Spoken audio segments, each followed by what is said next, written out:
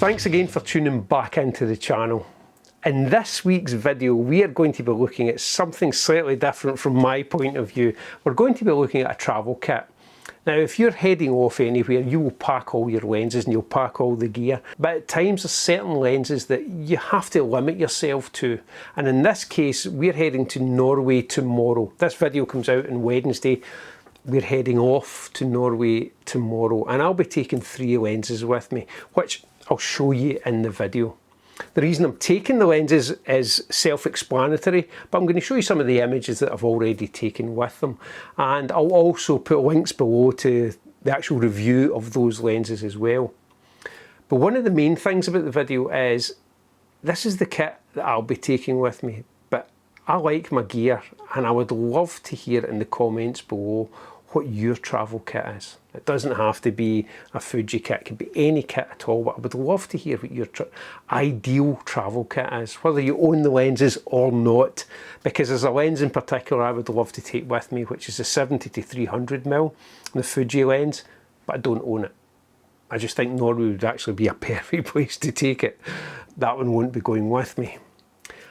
There's also a lens that I use more than any other lenses, and I'll tell you what one that is at the end of the video, and that's the one that I use for my walkabout lens most of the time. I would also love to try the 27mm as well, just to see if that's a focal length I'll use, because I quite like the images that I see other people producing with them, and it looks as if it'd be a really nice just walkabout lens. In previous trips I've taken too many lenses with me, which I've got to admit, and even the pack I'm taking with me this time, I'm taking a really small kit with me, which is going to fit into my partner's Osprey backpack. So I'm going to be carrying that, so I'm not even taking a camera bag with me, just because of some of the hikes as well.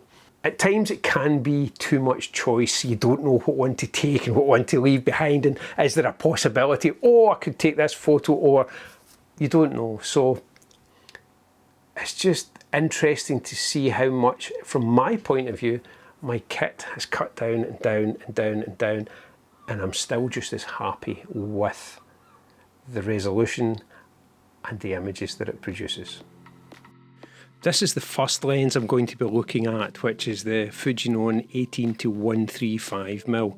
Now, on the X-T4 and the X-T3, this lens performed brilliantly. As you can see by the images, everything is sharp and clear.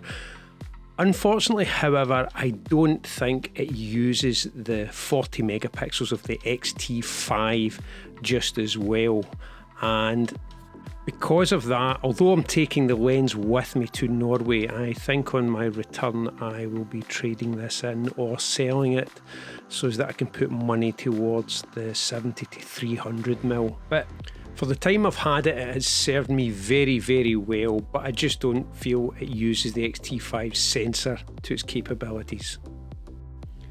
The next lens I'm taking is the Sigma 18-50 f2.8 lens. Now, I was very fortunate through F-Stoppers to get to try this lens out for a review, and I was so impressed by the quality of the lens and the images that it produced along with the X-T5 sensor that I purchased one not long after testing the lens. It produces sharp images, and with a focal range equivalent of 20-70-75mm, it produces the images that I'm after. I haven't tried the Fujifilm 18-55, so I can't comment or compare on that, but this lens is really serving me well.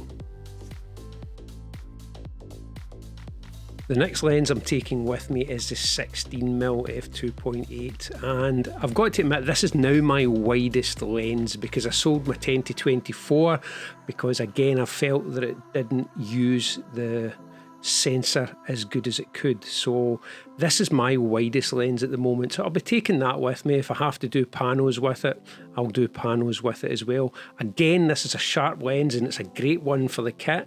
Very small and discreet, and gives you a lovely field of view with the images.